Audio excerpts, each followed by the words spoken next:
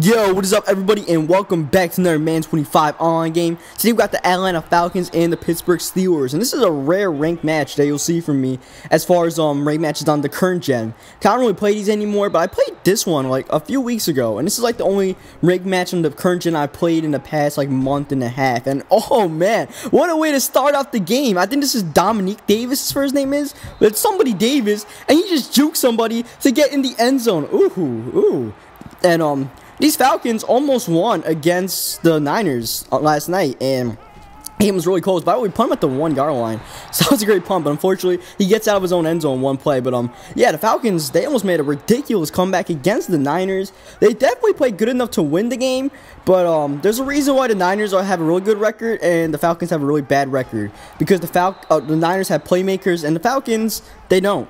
And you know, that's what will make you a good team, and that's what will make you a bad team. So, shout out to the Niners. They played that was a great finish there. It was really exciting to watch. I thought the Falcons were just going to straight up beat them. Then week 17 would be even more interesting. But instead, Matt Ryan ended up throwing that interception there, just throwing it in there. And Navarro Bowman, that great catch off the Brock tip there. And these Steelers, they're still alive for the playoffs. They beat the Packers in dramatic fashion. Probably one of the worst referee games of the year.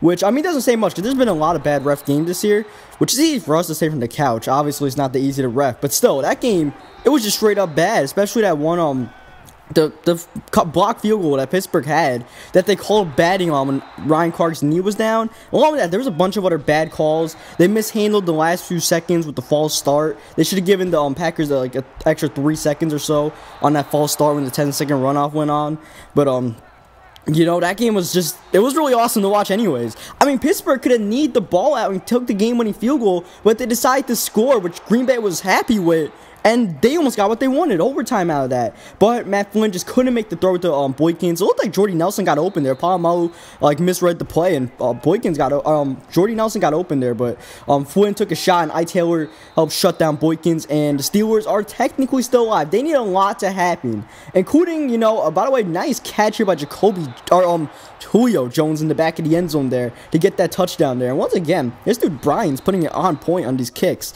and yeah, the Chargers are another team that somehow stayed alive. The Raiders were playing a little bit scrappy. You know, it was like a game that the Chargers might blow, a game that the Chargers usually do blow, but the Raiders were just not that good, so they couldn't get it. And oh man, I read that play, I was just a little bit off. But yeah, Chargers end up winning, so they also are in it still, but they need help. And next up on the food chain in that AFC, Miami. And Miami could have gotten a huge win against an easily beatable Buffalo team, but Buffalo ends up sweeping the season series against Miami because of my boy Dad Lewis. Dad Lewis sweeps the Miami Dolphins, but it was the Buffalo defense shutting out Miami.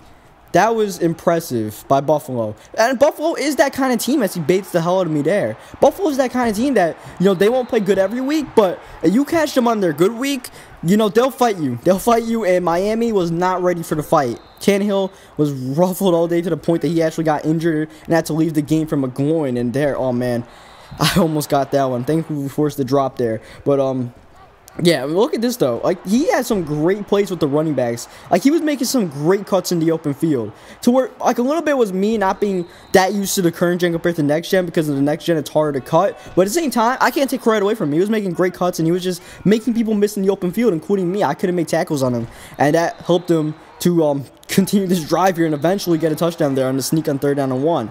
The Jets are eliminated, but they have a chance to play Miami week 17. I won't talk too much about week 17. I'll do that for another video, because there's a lot to talk about for week 17. It's going to be a crazy week, so we'll stick with week 16. Jets are pretty much done, though. They beat Cleveland, yada, yada, yada. The Chiefs lost to the Colts, which I don't think anybody saw coming. The way this Colts team has been playing lately, but the way the Colts are, you know, when you hit a light switch with that team, they could all of a sudden turn it up. Their defense is feeling it themselves. If Butler and Davis and all the other cornerbacks, they play shutdown man-to-man defense, that Colts defense can be vicious. We saw them beat Peyton Manning. And it's like one of the only teams that beat Peyton Manning because of that man-to-man defense. They shut down the Chiefs, and it basically exposed the Chiefs to where if you played a man-to-man, you shut them down. More so than a team like the Broncos. You know, the Chiefs are pretty much done. You know, stuff the box, play Jamal Charles, and then hope your back four or whatever holds up, your back six, whatever the hell, Back 6, what am I saying? Like back 4 or 5. You know, you get something good going there. Look at this. I read the screen perfectly there. If I didn't get picked up on a block there, that would have been my interception. But yeah, the Colts, I'm not sure if anybody wants to play the Colts in the playoff all of a sudden, because all of a sudden they're turning it up. We'll see if this is a little bit more of a fluke or what, because I don't know. I'm not. Kansas City's their Chiefs stock definitely dropped, and the Colts definitely raised after that game. That's what I'm gonna say. For the Colts to beat them in Arrowhead, that's big for them. And the Dallas Cowboys had a huge win there. And we also got a huge interception there. He has a chance to take the lead here. He's been playing good. And he's been scoring on pretty much every drive. But we finally get a stop in. Unfortunately, Julio can't come with that catch. But, yeah, after we threw the early pick, we definitely need that interception right back. And that's what we got here. 2nd down and 10. Trying to get at least in field goal range. Unfortunately, we lost 2 of our timeouts to injury timeouts. Tony Gonzalez is out for the game. And, I think OC's out for the game as well. So, you know, we had to do what we had to do. 14 seconds left. No timeouts. He's only rushing 1 person. So that gives me all the time in the world to take a shot in the end zone for Harry Douglas, I mean. But unfortunately, Harry Douglas isn't a Roddy White or Julio Jones, so he's not making that catch in the back there. So we end up taking a field goal. Play it safe. Don't want to do an extra play. And we take the lead going into half here, because he gets ball half, and we want to make sure we at least have the lead here. And, the Cowboys, I was trying to get to that for a second, but yeah, the Cowboys stay alive for another week. Somehow, some ways, he makes another great cut in the open field.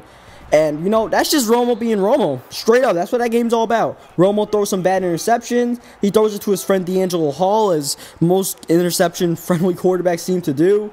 But eventually, Romo also beats Romo by pulling out games like that. That's what Romo does. He just makes miraculous plays sometimes, like that 4th down and 10. Why the hell DeMarco Murray lost like 10 yards is beyond me. But, I'm telling you, there's this guy Roethlisberger who I'm playing against, Aaron Rodgers, and then Tony Romo. Those are the 3 quarterbacks I would fear the most if the pocket collapses and they get away, because they're always looking to make plays. Especially Roethlisberger and Romo. Rodgers will sometimes take off with his legs, but Roethlisberger and Romo, they're always looking to find somebody open, and more often than not, they hit that big play. So, you know, especially Romo, once he does that spin move, he's gone. And unfortunately for the Cowboys, Romo's out for the season with that back injury, and that sucks for them, because he would have given them a chance against the Eagles, especially with the way those Eagles look.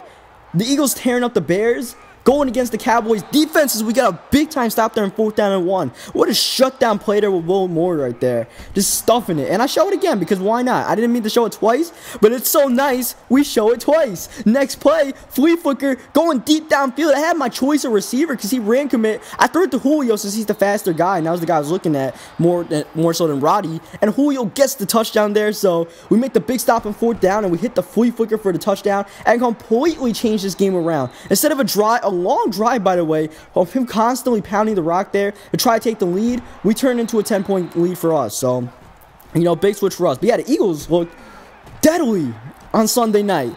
Defense locked up the Bears. They're great offense. Offense went to work on a not-so-great Bears defense, but still, they went to work after losing that Minnesota game. I mean, I don't feel too confident in the Eagles' defense. I feel like they're a hit-or-miss defense. When they're playing bad, they'll give up a lot of points like they did to Minnesota. But, they're still a team that you don't want to play in the playoffs. And there's quite a few of those teams in the NFC now. The Seahawks, Niners, Panthers, and the other team, the Eagles. They're the 4 teams that I wouldn't want to see in the playoffs because they're not playing that good. New Orleans might not even make the playoffs, which is one reason I didn't mention them, because they lost to Carolina. And, you know, Luke Kuechly basically said, you know, you're going to have to prove to me that there's somebody that deserves that defensive MVP more than me this year. Because he was balling out there in the rain. 20-plus tackles and an interception on Drew Brees to help his team win the game. You know, that defense was great. And then the offense wasn't too good. But Cam Newton, he made like that's one of those career-defining drives. I don't want to say career-defining drives. Definitely a season-defining drive. Maybe even career-defining, because that's one of the biggest moments you'll ever have. Division crown on the line. Under a minute to go. No timeouts left. Cam Newton drives them the length of the field to get a touchdown. That is monumental. So Cam Newton just made a great drive there. Made some great throws. Dominic Hickson on the great catch. Now the Panthers all of a sudden have a chance to get a first-round bye. You know, so that's huge for them. That is absolutely huge. They played a great game, and the Saints, they're looking really, really shaky to go in the playoffs. Especially if they don't win this division, they have to go on the road in the playoffs, and they have to face the Eagles or like the Bears or something. Maybe they could beat the Bears, because the Bears aren't that good. or even the Packers without Rodgers, but you know, I wouldn't put any stock in the Saints anymore. They looked great 3 weeks ago, but ever since that beatdown in Seattle, they have not been the same. And here, I dive on him because he's being a little, like a little bitch, basically, trying to go off sides or whatever. So I was like, all right, you want to play like that? I'm diving on you. And I sent a message to him afterwards, after he gets kicked out for going off sides once again. Last game I'm going to talk about is actually just a few more games I got to talk about.